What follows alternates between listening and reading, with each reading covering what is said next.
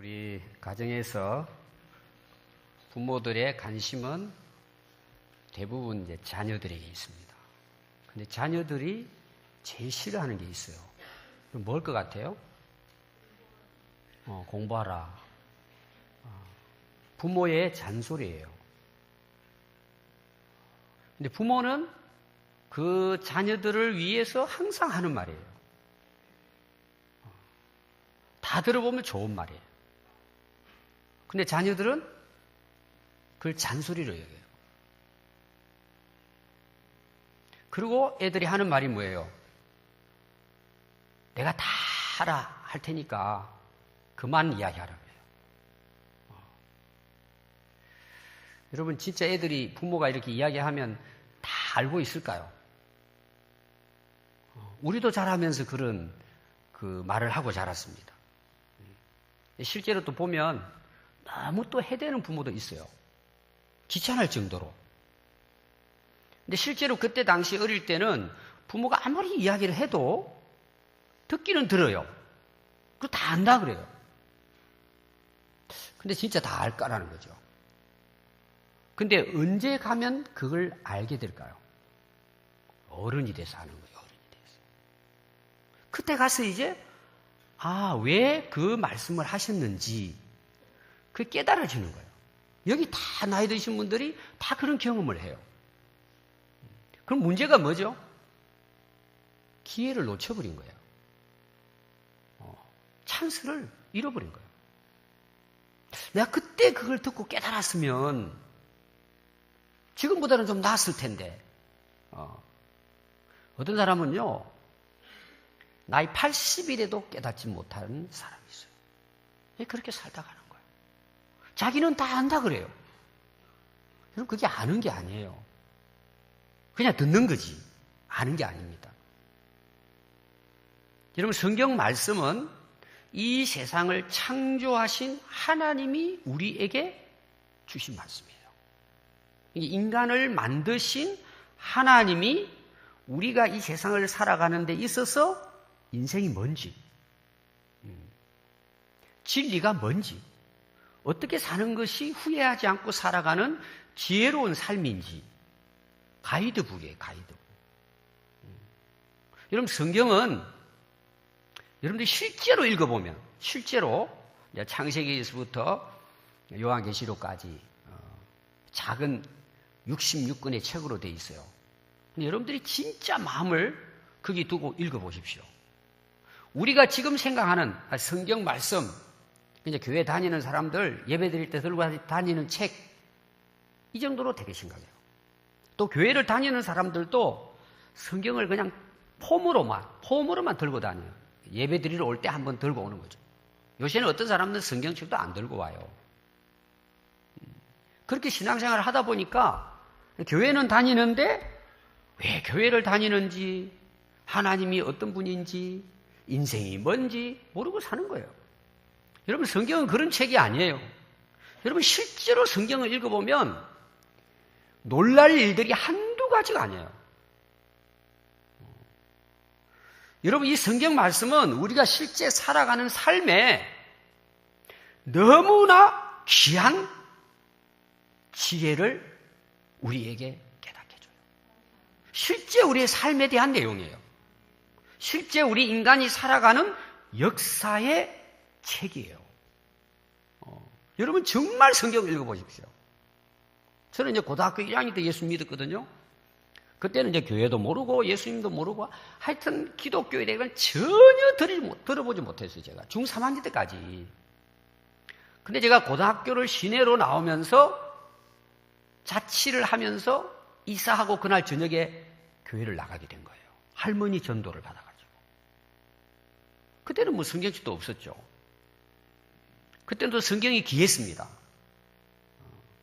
근데 제가 어느 날 그냥 재미로 누가 성경을 주니까 야, 이게 뭔 책이냐. 그냥 제가 읽어보고 싶어 읽어본 게 아니라 그냥 첫 페이지를 딱 열어 읽어봤는데 저는 이걸 한마디로 표현하면 제가 죽었다 살아난 것 같았어요. 난 성경이 그런 책인 줄은 몰랐어요. 제 인생의 전환점이 된 거예요. 그게 뭐냐 하면은 태초에 하나님이 천지를 창조하시니라. 이게 창세기 1장 1절이에요. 이 말씀이 딱 제게 들어왔는데요. 제 눈이 열린 거예요. 저는 그때까지 세상이 어떻게 되는지, 인생이 뭔지 그냥 밥 먹고 사는 거지. 그냥 학교 다니는 거지. 인생에 대해서 생각해 본 적이 없고 이 세계 만물이 어떻게 이루어졌는가 생각해 본 적도 없어요. 그리고 더 놀란 것은요.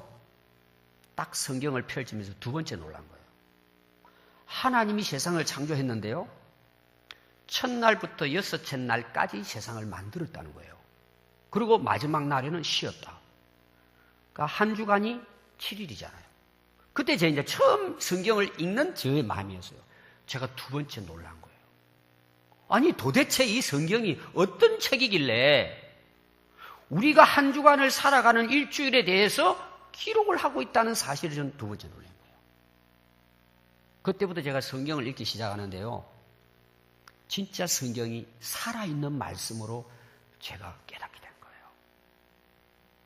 그리고 세상을 보니까 이게 맞는 거예요. 그래서 제가 여기 서 있는 이유가 저는 이 말씀을 깨닫고 그리고 이 말씀대로 하나님이 지금 인류의 역사를 이끌어 가시고 우리의 생명을 주관하시는 분인 걸 깨닫게 된 거예요. 그때 저는 인생에 답을 얻게 되고 40몇 년이 지났는데도요. 예수 믿고 한 번도 하나님을 의심해 본 적이 없어요. 왜? 그대로 성경대로 역사가 흘러가는 거예요. 그대로. 앞으로 인생의 끝, 인류의 종말까지 제가 깨닫게 된 거예요. 근데 실제로 역사가 그렇게 흘러가고 있는 거예요. 여러분 성경은 우리가 몰라서 그렇지 성경은 우리에게 인생에 대해서 답을 줍니다. 그 답 중에 성경에 가장 기록한 주된 내용이 뭔 줄 아세요? 생명에 대한 문제입니다. 영생에 대한 문제입니다. 성경은 우리에게 구원의 진리를 말해주지만 우리에게 영원한 생명을 주기 위해 기록된 책입니다. 그럼 이 영생은 어떻게 완성됐느냐? 예수 그리스도께서 우리 죄를 다 해결해 주시기 위해서 예수님이 십자가에서 못이 박혀 죽으셨습니다. 그리고 예수님이 3일 만에 다시 부활하셨습니다. 그것은 우리에게 예수님이 생명의 근원이시고 우리에게 영원한 생명을 주시는 분인 것을 우리에게 확인시켜 주신 것입니다. 증명해서 보여주신 사건입니다.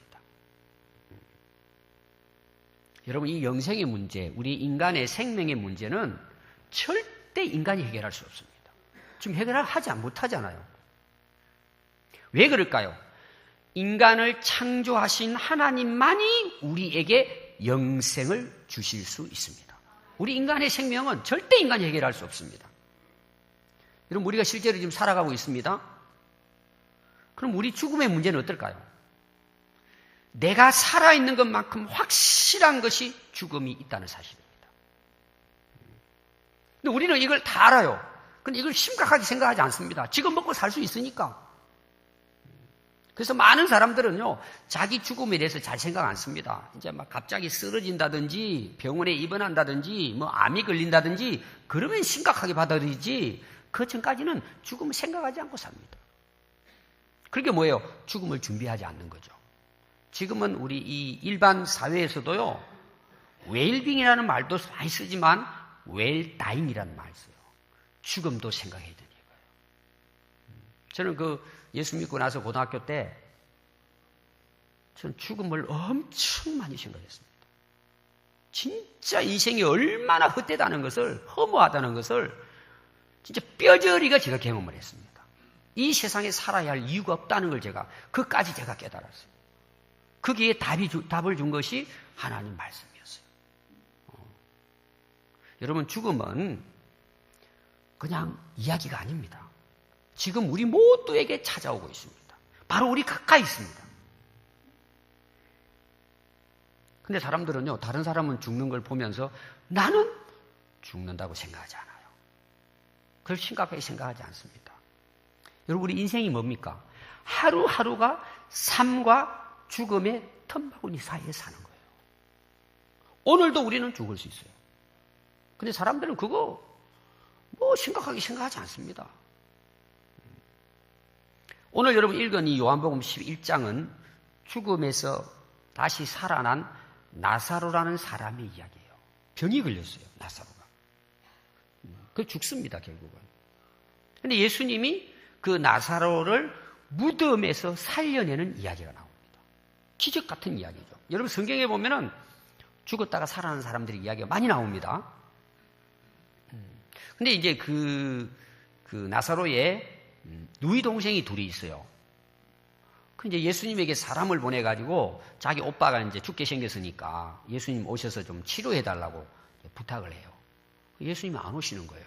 굉장히 그 병 걸린 나사로를 예수님 굉장히 사랑하고 아끼는 사람이었는데 안 오시는 거예요. 그리고 이틀이 지나서 오시는 거예요. 예수님 오셔서 보니까 그 사이에 죽은 지 나흘이 돼가지고 무덤에 장사 지낸 거예요. 그러니까 이 누이들이 예수님 좀 일찍 오셨더라면 우리 오빠가 죽지 않았을 텐데 예수님 좀 일찍 오셨더라면 그러고 우는 거예요. 예수님 앞에. 그때 예수님 뭐라고 말씀하시느냐? 내가 그렇게 늦게 온 이유가 있다고 이야기하는 거예요. 하나님의 영광을 드러내고 내가 하나님의 아들로서 나의 영광을 드러내기 위한 것이다. 이렇게 말씀을 예수님이 하십니다. 그러고는 이제 제자들에게 는 이제 그 나사로를 찾아갈 때, 야, 우리 가서 나사로를 깨우러 가자. 잠든 나사로를 깨우러 가자. 이런 이야기를 하셨어요. 그 제자들이, 예수님, 지금 나사로가 죽었는데, 무슨 말씀입니까? 그래, 그 죽은 걸 나를 알아. 내가 지금 깨우러 가는 거야.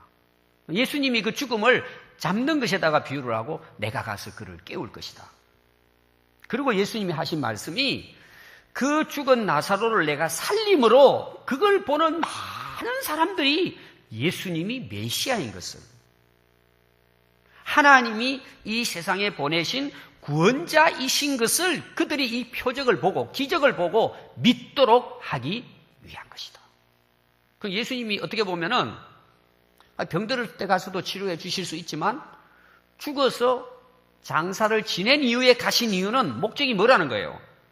이걸 보고 내가 진짜 하나님 보낸 그리스도인 것을 그들이 보고 믿도록 하기 위한 것이에요. 그래서 예수님이 가셔서 이 나사로를 이제 살리십니다. 근데 이제 그 누이들이 하도 이제 예수님에 대해서, 예수님 좀 일찍 오셨더라면 우리 오라버니가 죽지 않았을 텐데, 죽지 않았다. 그렇게 우니까 예수님이 하신 말씀이 오늘 우리가 읽은 말씀이에요. 25절에 보니까 예수께서 이르시되 나는 부활이요 생명이니 나를 믿는 자는 죽어도 살겠고 무릇 살아서 나를 믿는 자는 영원히 죽지 아니하리니 이것을 내가 믿느냐. 예수님이 하신 유명한 말씀이에요. 오늘 여러분 중요한 내용이 뭐냐? 이것을 내가 믿느냐? 저 아직 오라버니는 죽어 있어요. 믿는 자는 살아난다는 것입니다. 영원히 죽지 않는다는 것입니다. 너 이걸 믿느냐는 것입니다. 여러분, 오늘 우리 기독교가 뭐예요? 여러분, 기독교는 종교 생활이 아니에요. 지금 교회 좀 나와가지고 착한 사람 되는 거, 물론 착한 사람도 되죠. 우리 기독교는 많은 종교 중에서 하나를 선택하는 취미 생활이 아니에요. 우리의 영원한 생명이 걸려있는 문제예요. 그럼 교회를 그냥 애들이 가니까 아이들 놀러 다니고 또 뭐 친구들 오라니까 한번 가보고 그럼 뭐 가서 그냥 사람들 만나고, 물론 처음에 교회일 때는 다 그런 생각을 하죠. 그러나 우리가 교회를 나오는 목적은 뭐예요? 예수님 믿기 위해 나오는 거예요. 쉽게 말하면. 왜 그래요? 예수 믿으면 영원히 사는 거예요. 영생을 얻는 거예요. 이게 우리 기독교예요.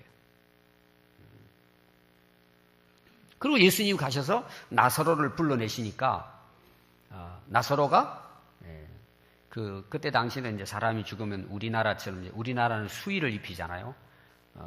그때 당시 이스라엘 문화는 이제 붕대처럼 사람을 감아가지고, 이런 미이라 보셨잖아요. 영화 같은 데 보면. 그렇게 해서 이제 흙이라든지 동굴을 만들어가지고 그 속에 그냥 집어넣어버려요. 우리는 그냥 땅에다 묻어가지고 밟아버리죠? 밟아가지고 이렇게 탁 만들잖아요.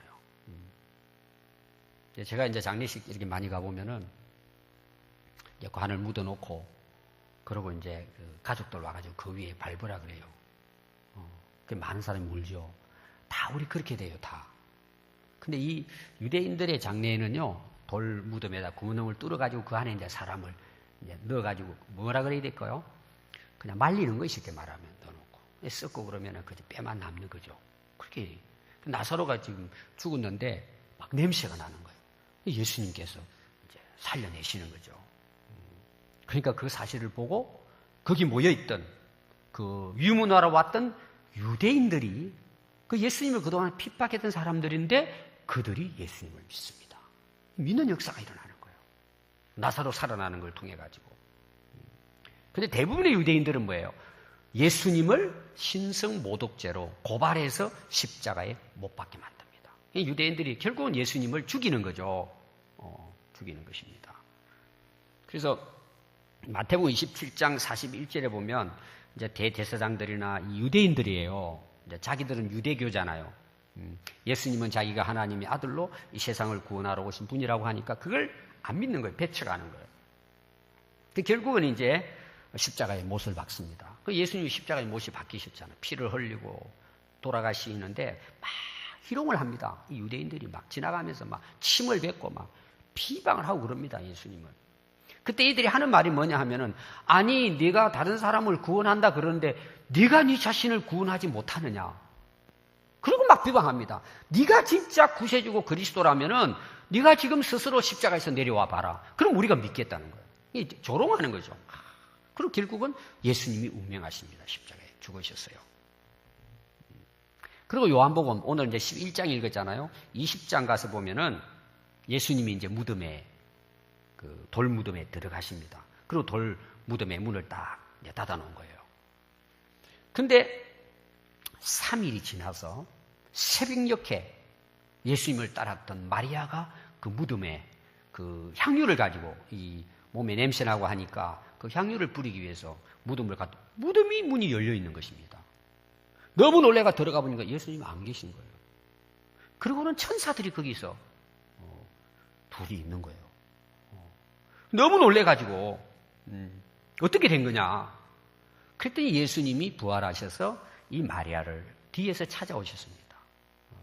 그리고 이 마리아가 부활하신 예수님을 만나게 돼요. 그리고 놀래가지고는 동네로 내려와가지고 예수님의 제자들이 가서 내가 부활하신 예수님, 예수님이 말씀하신 대로 부활하셨다.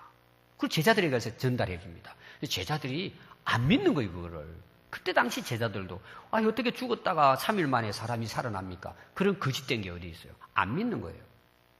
그런데 예수님이 제자들에게 평소 때 약속하신 말씀대로 갈릴리로 예수님의 제자들이, 유대인들이 두려워서 숨어있는 방 안으로 예수님이 오신 거예요. 부활하시고. 그리고 예수님의 그 제자들을 이제 만나 주셨습니다. 그러니까 막 제자들이 이제 놀래죠. 근데 그때 이제 그 제자 중에 우리가 잘 아는 이제 그 도마라는 제자가 그 자리에 없었어요. 근데 예수님이 떠나시고 도마가 옵니다. 그래서 제자들이 예수님이 부활하셨다 말씀하신 대로. 그러니까 도마가 나는 예수님을 직접 보고 내가 만져보고 십자가에 못 박힌 흔적을 보고 나는 부활을 믿겠다. 예수님이 또다시 오신 거예요. 부활하시고. 그리고 도마에게 이야기합니다. 너는 나를 봐야 믿느냐? 그럼 너 손을 내밀어서 그 허리에 창자국, 내 손에 못 박힌 걸 너 만져봐라. 그러니까 도마가 감동을 받죠. 주님, 주는 그리스도시요 살아계신 하나님의 아들이심을 내가 믿습니다. 그때 예수님 말씀이 너는 나를 본 거로 믿느냐? 보지 않고 믿는 믿음이 진짜 복된 믿음이다. 여러분, 예수님께서 우리를 통해서 원하시는 것이 뭘까요? 믿음이에요, 믿음. 그리스도에 대한 믿음이에요. 하나님의 아들로 우리를 구원하러 오신 주님으로 믿는 그 믿음을 예수님은 우리에게 요구하신 것입니다. 왜 그럴까요? 구원과 영원한 생명은 믿음을 통해서 주어지기 때문에 그렇습니다. 그래서 여러분, 성경의 목적은 예수님이 하나님의 아들이신 것과 하나님이 이 세상을 구원하기 위해서 보내신 구원자이심을 믿는 자에게 영원한 생명을 얻도록 하는 것이 성경이 우리에게 말씀하고 있는 약속인 것을 우리가 알 수 있습니다. 누구에게나 이 믿음의 과정을 통해서 우리가 영원한 생명을 얻게 되는 것입니다.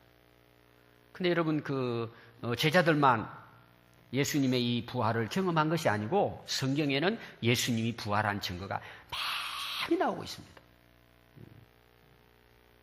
사도행전 이제 1장을 보면은요, 그 사도행전의 말씀이 이제 기록된 목적을 거기서 기록을 하고 있습니다. 예수님의 생애에 대해서 기록하면서 특별히 예수님께서 고난을 받으시고 그리고 부활하셔서 많은 사람들에게 보여주는데 언제 동안 보여주느냐? 40일 동안을 보여줍니다.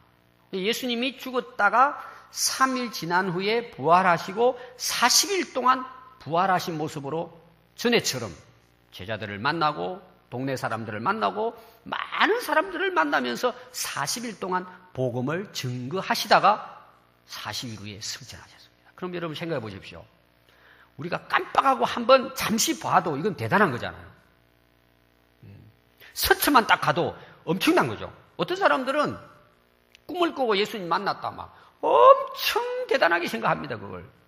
근데 예수님은 40일 동안을 부활하셔서 제자들에게 보여주셨습니다. 40일 동안. 그냥 한번 깜빡하고 예수님이 나타나신 것이 아니라 40일 동안 수많은 사람들에게 보여주시고 말씀을 전해 주셨습니다. 여러분, 이런 확실한 증거가 있을까요? 이제 이 예수님의 부활을 증거하는 이제 제자들을 핍박한 사람 중에 가장 유명한 사람이 사도 바울입니다.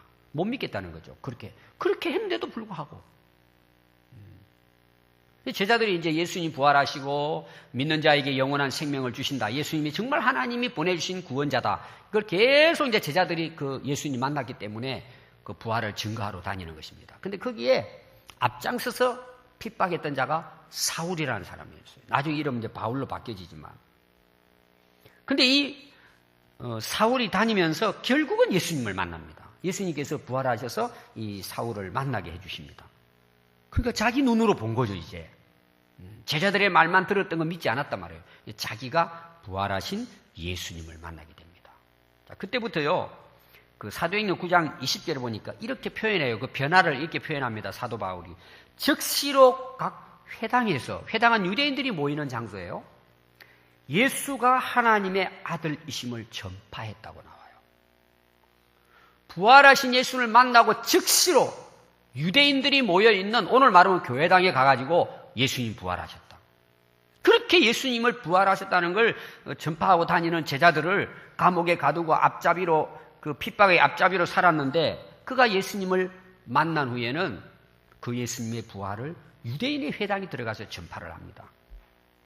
그러니까 사람들이요, 너무 당황하는 거예요. 갑자기 예수 믿는 사람 핍박하는데 앞장섰다가 예수님이 부활하신 것을 자기가 증거하고 다니니까 믿을 수가 없다는 거죠. 유대인들이 당혹해하는 거예요. 이게 어떻게 된 거냐? 그런데 이 사도 바울은 힘을 더 얻어 예수님을 그리스도라 증언하였다고 말합니다. 그래서 우리가 성경에서 보면은 예수님의 부활을 가장 정확하게 증거하신 분이 있다면 사도 바울입니다. 왜 자기가 거기에 대해서 반대하고 온 이스라엘 사람들이 다 알 정도로 핍박자였기 때문이죠.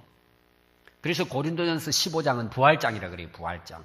사도 바울이 예수님의 부활에 대해서 아주 생생하게 기록한 그 책이 고린도전서 15장 1절부터 나옵니다. 이렇게 이제 기록을 했어요. 예수님의 부활은 성경대로 그리스도께서 우리 죄를 위하여 죽으시고 장사 지낸 바 되셨다가 성경대로 사흘 만에 다시 살아나사 게바에게 보였다 그래요. 게바는 베드로를 이야기합니다. 12 제자에게 보이고 500여 성도들이 함께 예배 드리고 있는 장소에 나타나서 보여준 거예요. 500명이 한 일시에 본 거예요. 예수님. 그러면 예수님 말씀을 들은 거예요. 500명이. 그리고 야고보에게와 모든 사도에게와 맨 나중에 만삭되지 못하여 난 자 같은 내게도 예수님이 나타나 보여주시다. 그러니까 성경의 이 기록들은 본 사람들의 증거예요. 그러니까 성경에요, 예수님이 태어나신 것, 예수님이 십자가에 못 박히신 것, 또 예수님이 하나님의 말씀을 증거하신 것, 예수님이 죽었다가 부활하신 것, 이것은 그냥 성경에 한 구석진 곳에 기록된 것이 아니고 수없이 많은 사람들이 보고 확인한 내용들이에요. 그 한때요, 인도는 이제 여러 가지 이제 신을 섬기지만 이제 인도에 유명한 것이 불교잖아요. 불교의 시작이 이제 석가모니에서 이제 시작됐잖아요. 어떻게 발굴을 하다가 석가모니의 무덤을 발견한 거예요. 그 뭐 너무 오래됐으니까 그 뭐가 있겠습니까? 근데 거기 이제 어떻게 하다 보니까 뼈가 몇 개 남아 있었던 거예요. 뼈가. 이게 막 세계적으로 불교국가 난리가 났습니다. 뼈 몇 조각을 발견한 거예요. 난리가 났습니다. 인도에서 실제로. 그렇게 그걸 갖다가 함에다 담아가지고 금 같은 막 이런 항에 담아가지고 전 인도의 불교인들이 시가 행진을 했습니다. 여기 석가의 모니에 죽은 그 뼈 몇 조각을 발견했다 해가지고 막. 우리나라도 아마 얼마 전인가요? 그 석가모니 살이 뼈 속에 있던 뭐가 이렇게 그 사리함을 막 이렇게 해가지고는 우리나라에도 그걸 시가 행진하고 그랬습니다. 막 그 석가모니 살이라고. 그리고 막 불교들이 거기 와가지고 막 절을 하고 막 난리치고 우리나라도 그런 적이 있어요. 그래서 인도의 한 선교사님이 그 모여있는 인도 친구들이 그런 말을 했다고 합니다. 만일 저들이 예수 그리스도의 뼈 하나라도 발견할 수 있었더라면 기독교는 산산조각이 났을 것이다. 역사에서 사라질 것이라는 거죠. 여러분, 예수님의 뼈가 남아있을까요? 아직 감이 안 옵니까? 뭔 말인지. 예수님 뼈가 남아있을까요? 무덤에? 없어요. 발견할 수가 없어요. 빈 무덤이에요. 발견한 것은 예수님의 수입뿐이에요. 아무것도 없어요. 우리 이제 10월 달에 성지순례 가면 거기 갑니다. 예수님 무덤에. 아무것도 없어요. 왜 그럴까요? 예수님은 무덤에 계시지 않아요. 살아나셨어요. 이게 기독교의 증거예요. 기독교는 죽은 종교가 아닙니다. 살아있는 종교입니다. 예수님은 죽음을 이기시고 부활하시고 영원히 살아 계신 분이십니다. 그렇기 때문에 누구든지 그를 믿는 자는 죽어도 살고 살아서 믿는 자는 영원히 죽지 않습니다. 이것이 우리 기독교의 우리가 예수 믿는 이유인 것입니다.